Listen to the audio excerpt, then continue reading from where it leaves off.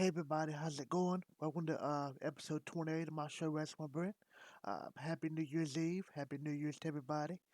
Um, Tonight I'm just going to be going over the reviews of the shows. MLW didn't come on last night, so I won't be covering that this week. But hopefully I'll be covering that again starting next week. Um, I'm just going to cover Ring of Honor very quickly, and then I'm going to go into AEW and my thoughts on Brodie Lee's passing and my thoughts on the AEW show last night.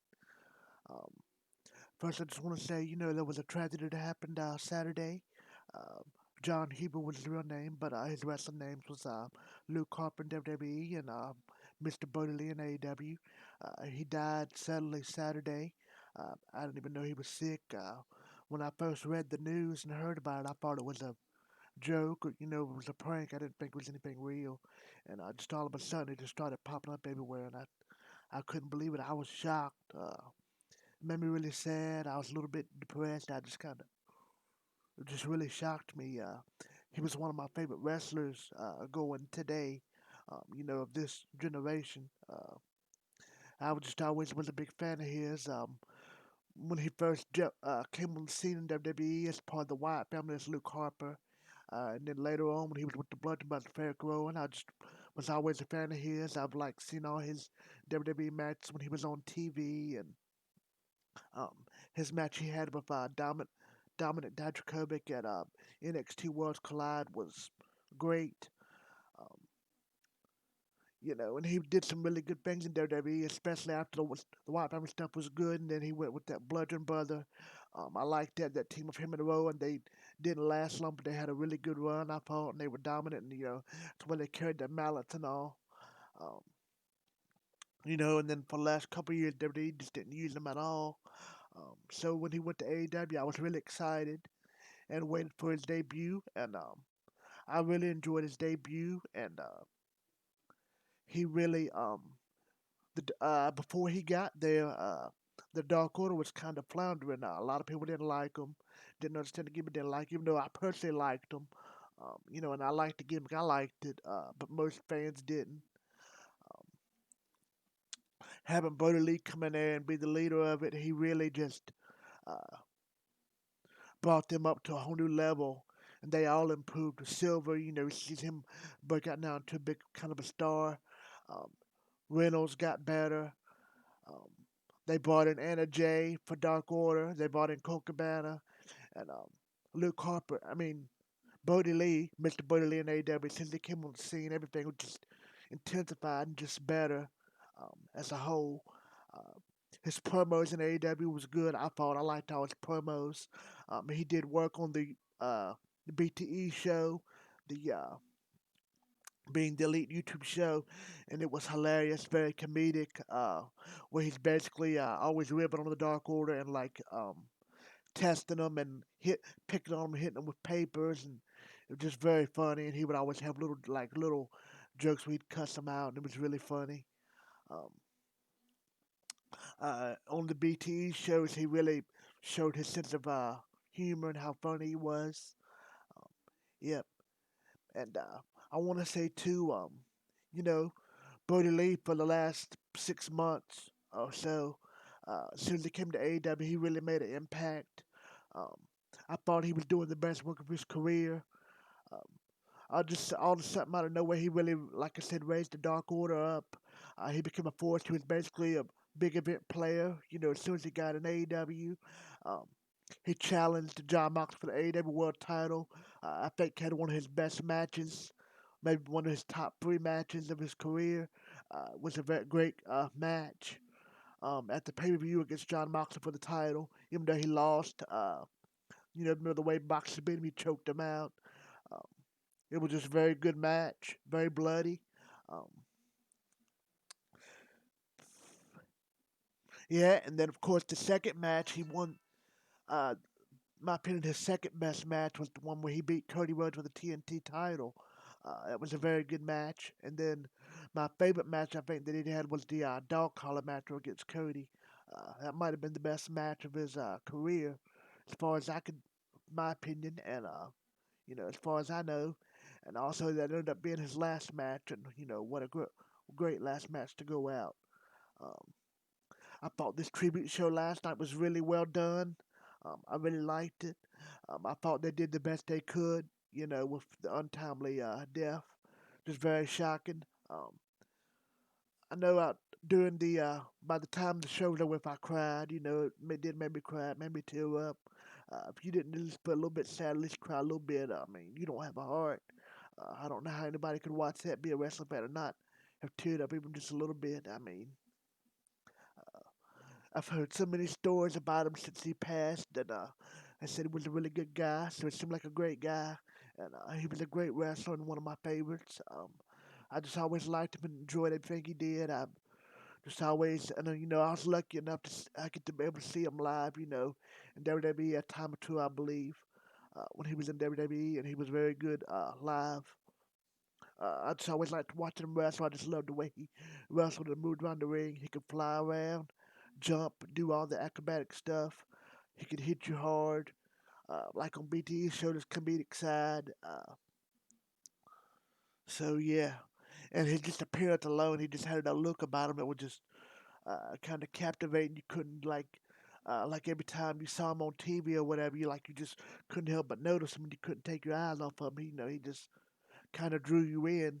He had one of those faces and personalities that just kind of drew you into him. Uh, yep. So he was always one of my favorites, and just want to say rest in peace to Brodie Lee, and thank you for all the good memories and matches you gave me. I really enjoyed them. Uh, so rest in peace to Brodie Lee, John Huber, Luke Harper, and best wishes to his family. I hate that for his family and his kids and wife and everything. Um, I also hope to be getting one of his AEW shirts, that one that just come out that set all them record and sales. I hope to get that. Uh, but what I'm gonna do is I'm gonna do the Ring of Honor results first, and then I'm gonna go into AEW results. Um, all right, so here we go. Ring of Honor from Saturday night. It was a traditional Christmas episode. So they had like a Ring of Honor has like a traditional Christmas surprise team episode with people wrestling teams.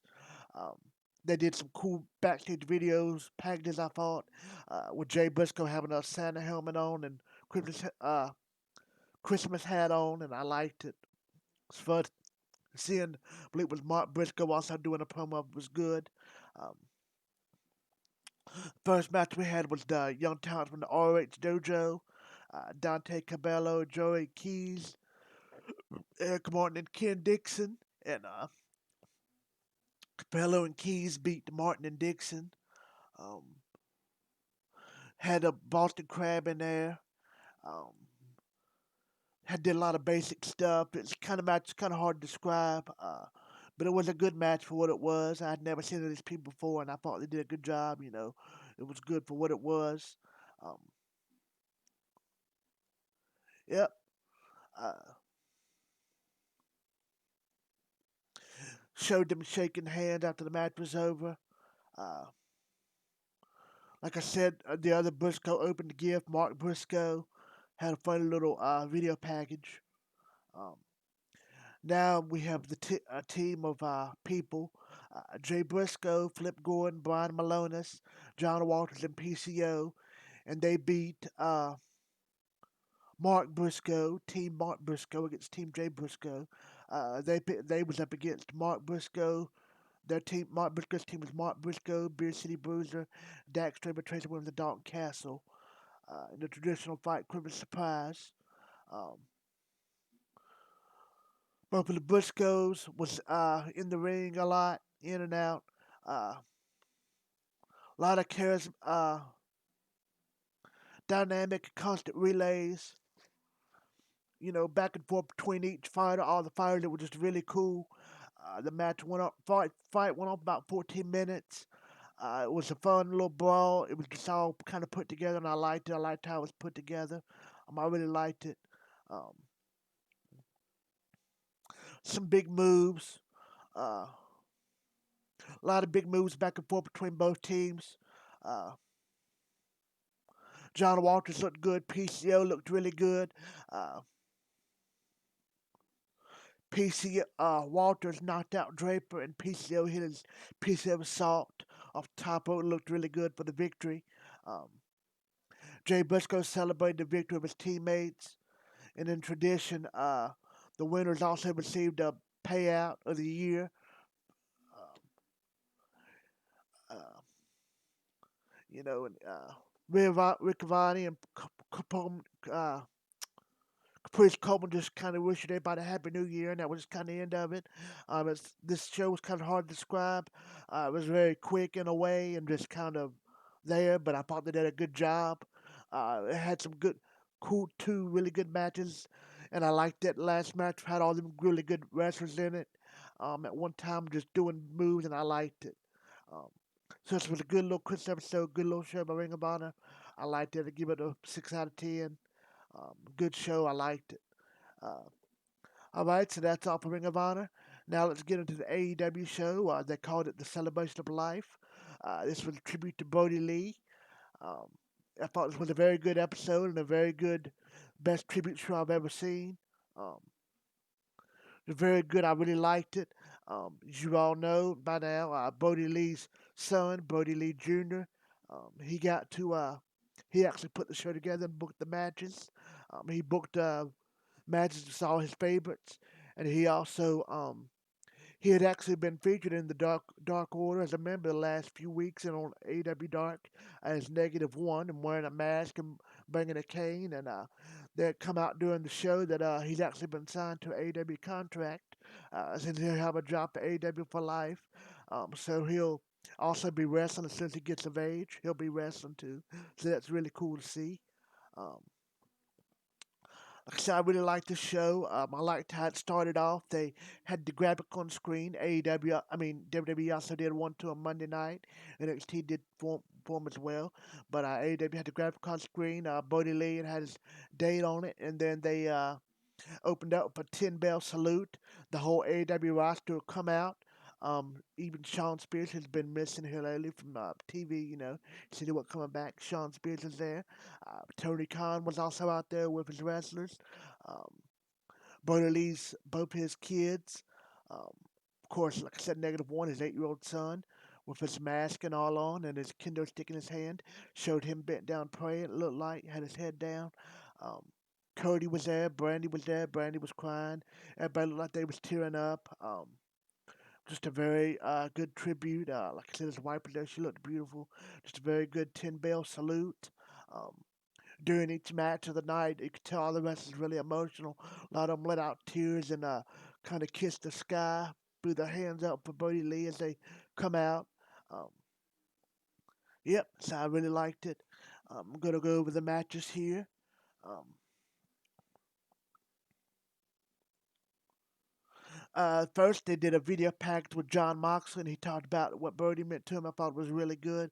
Made me tear up a little bit. He was talking about how he didn't really want to become a dad. He just said no, and Brody was telling him how it was going to be worth it. We've heard the story about how Brody Lee, John Hebrew, was a big family man and loved his family.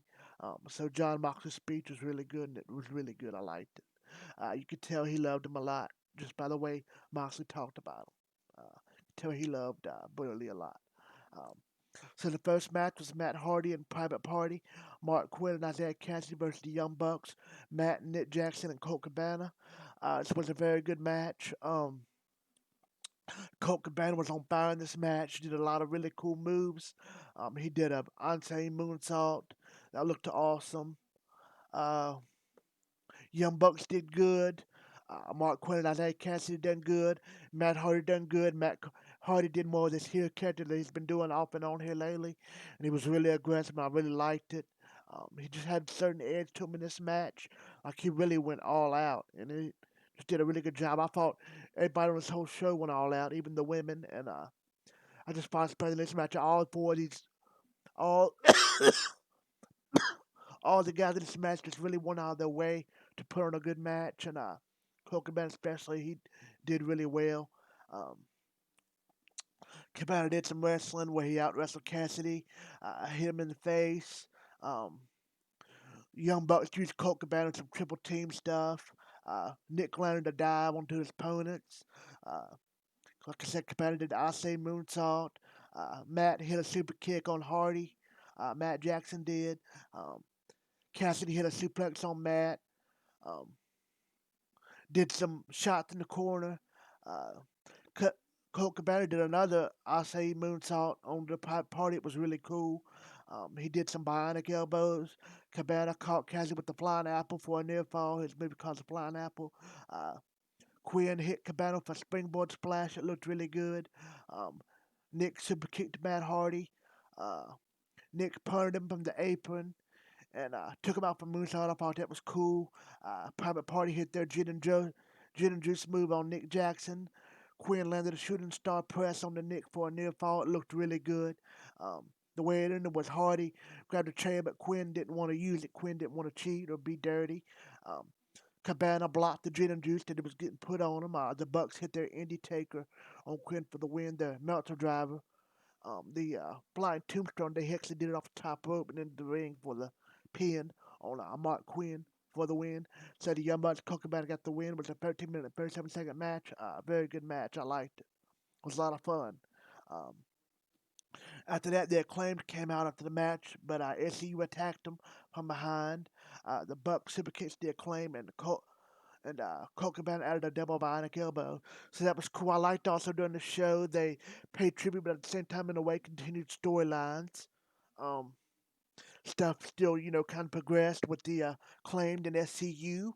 Also, for those that don't watch AEW Dark, SCU was on the waiting room. It was like Britt Baker's talk show, like her version of Miss TV and Piper's Pit that she's been doing on AEW Dark. It's actually been very good. I've been surprised how good it's been.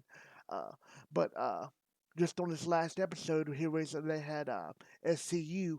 And well, one of the recent episodes, SCU was on the waiting room with Britt Baker on AEW Dark, and they had like a whole Christopher Daniels and Frank Kazarian had like a whole big talk.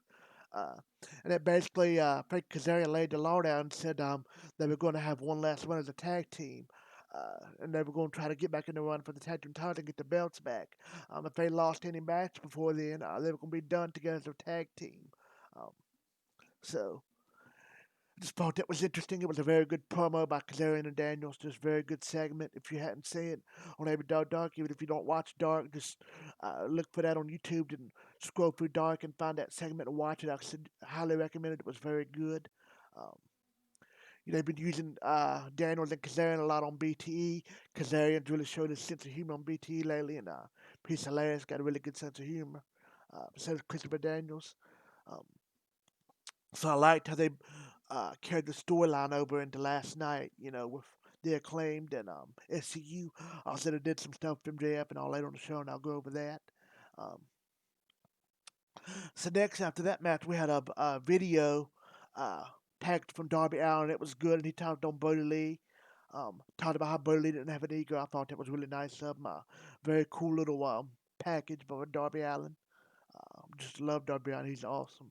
Uh, Next, we have Lance Archer, Evil Uno, and Stu Grayson versus Eddie Kingston, the Butcher, and the Blade. I really liked this match. I thought it was a good match. Lance Archer really done good in this match. He did a lot of cool moonsaults off the ropes. It was really cool. He did a flying crossbody. Lance Archer just amazed me the way he can move to be as big as he is. Um, a lot of people have speculated and talked about how he's just been kind of different since he's been in AEW. I can't really attest to that because I hadn't seen a whole lot of him before he went to AEW. I've only seen one match. But I've just always been a fan of Lance Archer. I like the way he works, and he's big and strong, and he is a beast. And I think in 2021 we're going to see more of the old Lance Archer, as everybody says. I just think he's been waiting for that. I think he's been told to hold back, and I think he's just waiting on the right opponent to come along in AEW, the right feud, the right rivalry, the right storyline, whatever you want to call it, um, right opponent for him to get to really show what he's capable of. And I think that's going to happen in 2021. Um, Lance also talked after the match into the camera and paid tribute to Brodie Lee during the match. You could tell he liked Brodie Lee a lot. Like I said, this was a very good match. Both teams brawled before the opening bell. Archer body slammed his teammates on the Eddie Kingston. Uh, Archer got suplexed on the Kingston. Blade hit a power slam on Grayson. Um, Grayson hit the Bossman Slam, which was one of Brodie Lee's moves. Um, Kingston and Uno landed some strikes. Uso hit a half Nelson suplex, and then laid out that was one of Brodie Lee's moves, one of Brodie Lee's favorite moves. Um, Archer planted a blade for Uranagi and landed a moonsault. It was really cool. He also walked the top rope. That was really cool when after done that. He did a frog splash off the middle rope, and it was really cool looking. Looked really good. Kingston DDT Grayson while looking right at Jake Roberts in ringside. Grayson's DDT Butcher on the apron. Uno and Grayson then finished with a fatality on the blade for the win. So Lance Archer and Evil Uno and Stu Grayson got the win with the Dark Order hitting the fatality. It was a 10-minute and 3-second match. I really liked it. They hit it on Blade. It was a really good match. Um, Also, Jake Roberts got involved in the match and got a punch in. I thought that was cool. Um, it was a really fun, nice little unexpected little gift for Jake Archer to get involved. I thought the commentary was good all night. They had Jericho guest on commentary, and he did a really good job along with JR, Excalibur, and Tony Schiavone. Um, I liked how it was cool how Chris Jericho made a mention during the his commentary that there wasn't just, he wasn't just saying that just for as a show or to be fake or anything. That Brother Lee was really a good guy. So I thought that was a really a great guy. So I thought that was nice of Jericho to mention. Um, I liked how they mentioned Brother Lee throughout the night and his family and everything, and I liked how they included his family and included his son at the ringside and showed him several times, sitting with other Dark Order members and sitting with Brian Pillman at ringside. So that was cool and had his mask and kendo sticking off. I thought that was really cool. Yeah. Uh, so after that match, like I said, uh, Lance Archer, Evil Uno, and Stu Grayson won. Um, get a video package with Dax Harwood, Arn Anderson, and Colt Cabana, and Bryce Wimsberg, and they was talking about how much they loved Brody and how much Brody loved his family. I thought it was really good. There were three Wimsbergs when he was crying. You could just tell he really loved Brody a lot, and it really got me um, tearing up a little bit. Got me really emotional. Just could just really tell the emotion, on his face, see the emotion on his face, and hear it in his voice, and um, yeah. All right, so now the next match we had Hangman Page, John Cena, and Alex Reynolds versus MJF, Santana, and Ortiz. This was a good match. MJF stayed in character the whole time. He even went to the outside of the ring and gigged, flipped off Brody Lee's son. Um, and you'll see why. Hear why here in just a minute. As I'm going over the match, I'll explain it. Um, Super and Reynolds hit Santana and Ortiz with the papers. For those that didn't know, that was a thing Brody Lee done on to the Dark Order on being the elite. He'd hit people with papers, mainly Silver. And Grayson, he loved to pick on Silver a lot and Grayson a lot, and hit him with papers and just hit him so hard and bounce off of him. It was kind of funny. Um, Sylvan Reynolds hit Santana with papers. Before the bell started, the bell rang. Heyman got in on the phone as well. Santana Ortiz showcased some double teamwork on Silver. Santana catched Reynolds with a neck breaker. Um, had some rolling suplexes. Hangman had a fallaway slam on MJF, and he landed a plunge onto Santana. MJF retreated to the floor and he avoided a buckshot layer from Hangman Page. The inner circle walked over Hangman. Um,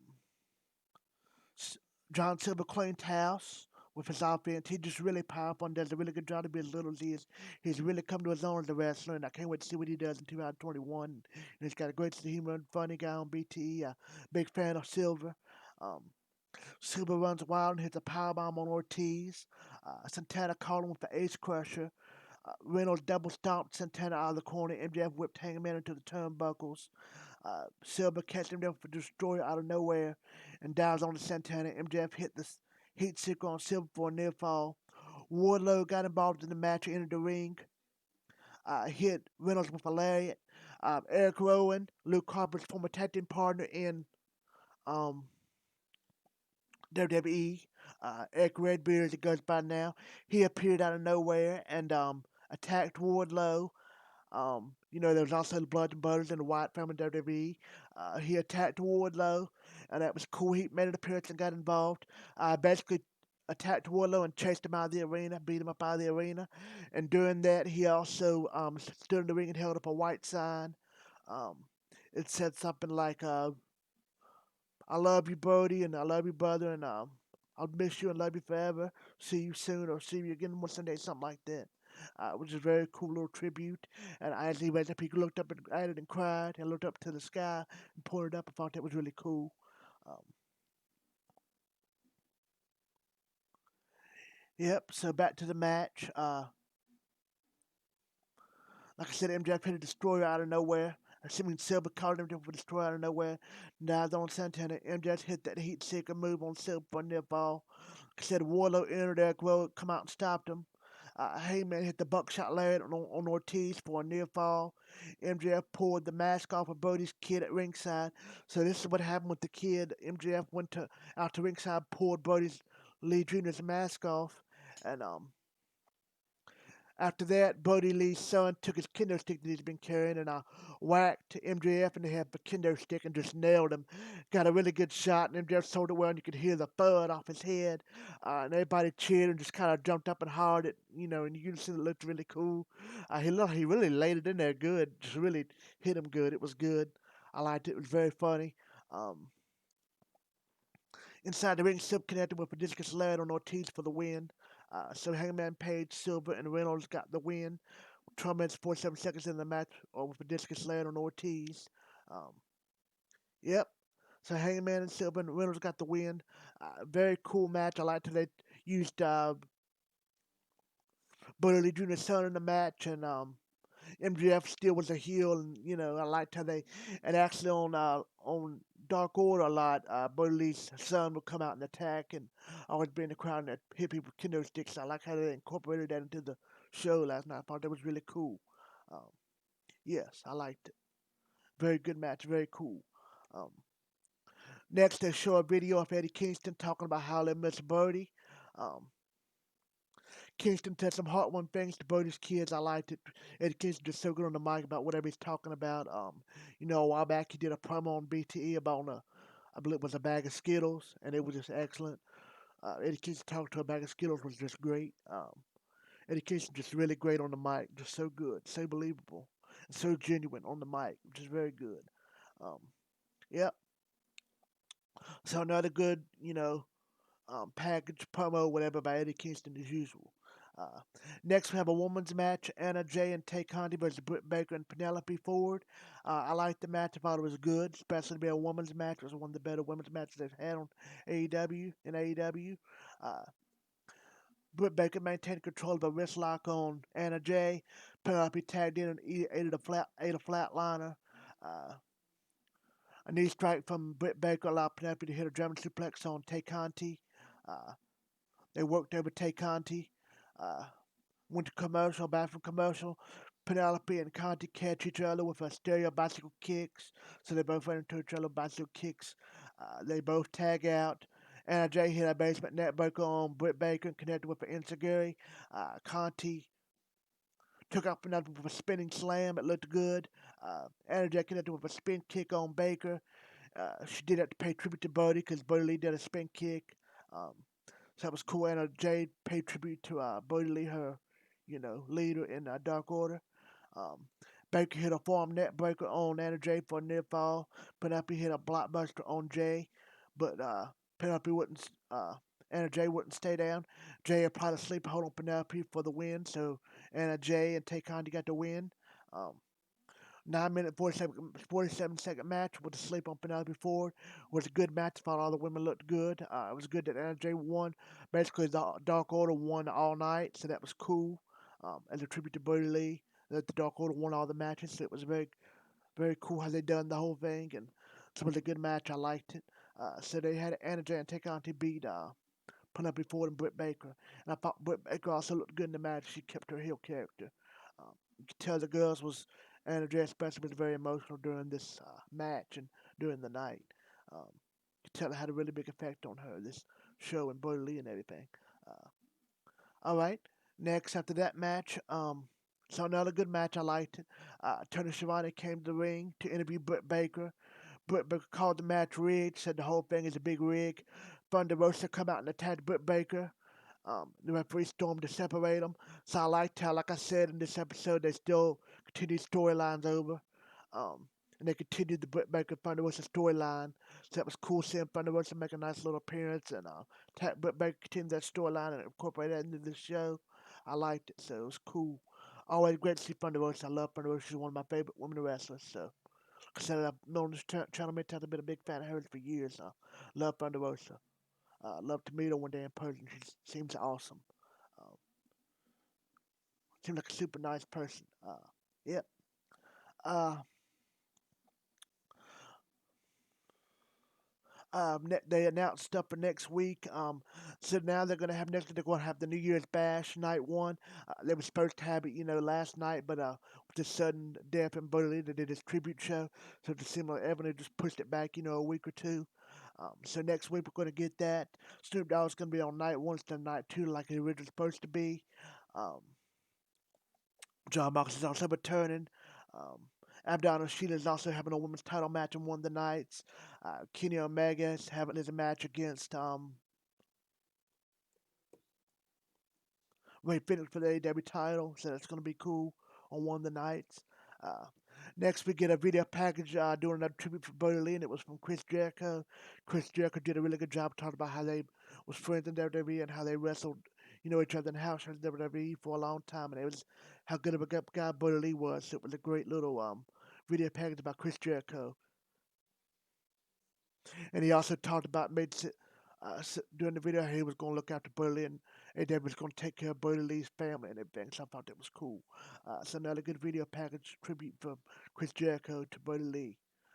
Yeah, I liked it. Uh, Next, we have Cody Rhodes and Orange Cassidy and TN versus Team Taz. Brian Cage, Ricky Starks, and Powerhouse Hobbs. Everybody looked emotional, especially Team Taz.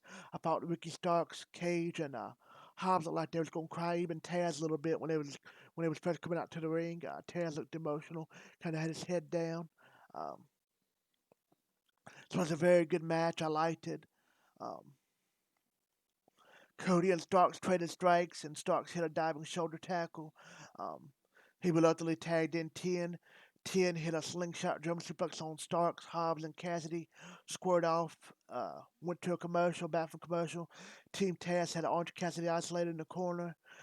He reversed suplex by Starks and made the tag. Cody cleaned house with a series of clotheslines. He hit a power slam on Ricky Starks, and then they collided on stereo clothesline attempts. 10 hit a power slam on Ricky Starks and added a power bomb, paying tribute to Brody Lee. Starks ended up with a spear for a 2 count. Cassidy hit a tornado DDT on Starks. Uh, Hobbs tackled him, took him out. Cage planted Cody with a flatliner. Starks hit a tornado DDT for a near fall. Taz tried, he did it on 10 on a near fall, to a near fall. Taz tried to introduce the chair into the match, but Arn Anderson came up with his chair of his own. And Taz didn't interfere. Cody hit the crossroads on Starks for Starks. Tens added a spine buster for the victory. Winners were Cody Rhodes and Orange Cassidy and 10. 10 got the spine buster on Starks for the win. 11 minute 20-second match. A very good match. I really liked it. Uh, After the match, Team Taz attacked, including Taz's son Hook, he attacked. So that continues the storyline with Cody and Team Taz and Hook. Hook. Cody saying Hook's trained with Cody. He's with Taz. So that continued that a little bit. I like that. Like that progression too. Like I said, a lot of stuff in this show progressed from the week before. Previous weeks. I liked it. Uh, the lights go out and Darby Allin appears. The lights go out again and Sting appears. Team Taz stared him down as we head to commercial. As they went to commercial. Uh, so after the match, Cody is alone in the ring and says there's never been a wrestler that was so connected to so many people. Um, Cody introduced Brody Jr. Uh, who got his own entrance with his mom and Tony Khan also come out with him. Brody Lee's son put his daddy's ring boots, Brody Lee's ring boots in the ring. Um, Tony Khan also um, gave Brody Lee Jr. The TNT title and said he'll forever be the TNT champion. It was reported later on in the night that or on the show on social media that they're going to still have a TNT champion. But they're just going to have a new belt and Brody Lee's Junior Son's gonna keep that original belt. It's gonna be his forever. Um, Tony Khan also laid it in a orange, I mean a purple bandana to Brodie Lee. So I thought that was cool. Um, Cody got down on one knee and gave the belt to Brodie Jr. and put it on his shoulder. I thought that was cool. Um, at the end of it, they did a final video tribute to Brodie Lee, and then the video package played, and then the show ended. The video package was good. It showed the clips of him in AEW and stuff on BT, so that was cool. Um, I want to say it showed a clip of him in WWE, if I'm not mistaken. So just a very good little tribute video to close the show out. Like I said, great show overall. Just a great tribute show and a great show to Brodie Lee, and he really seemed like a good man, a good guy. I wish I could have met him in person. I'm gonna miss his matches. I really enjoyed him, and as always was a fan of him. He was a great wrestler and he's a great person. And rest in peace to Brodie Lee. And I wanted to thank him, even though I know he'll never see this. And you know, just want to thank him for all the great memories he gave me and great matches he gave me, and a lot of excitement and joy he gave me in matches. And he really inspired me just to really keep enjoying wrestling, just keep on keeping on, and just really uh, seemed like a good person. And he inspired me to keep being a good person. And uh, I just really just always been a fan of Brodie Lee, and just thank Brodie Lee for everything. He was a great wrestler. He will be missed. Um, he wasn't here for a short amount of time, in AEW, but when he was here, he really made an impact. And it was something he really, people just talked about him. He's still fans on Twitter too, saying how good of a guy he was, and he really made an impact on a lot of people. Surely he impacted me as well, just as a wrestler. His death really broke me, when it happened. Really shocked me and made me cry. And I felt like I lost a member of my family, like I knew the guy. I didn't even know him. You know. Yep. So R.I.P. Brodie Lee. Happy New Year's to everybody. Happy New Year's Eve. Happy New Year's. I hope y'all like this video. I'm going to be back next week with a new video, more reviews. Um, so I'm glad 2020 is coming to an end. 2021 can't get here quick enough, but a terrible year overall with all the deaths and everything, and COVID, just a horrible year. Um, Hopefully 2021 will be a lot better. Um, all right, so that's all for this video, guys. That's all it for this review. Uh, See you guys later. Like I said, Happy New Year's. Happy New Year's Eve. Happy New Year's. Happy wrestling to y'all. See ya. Bye.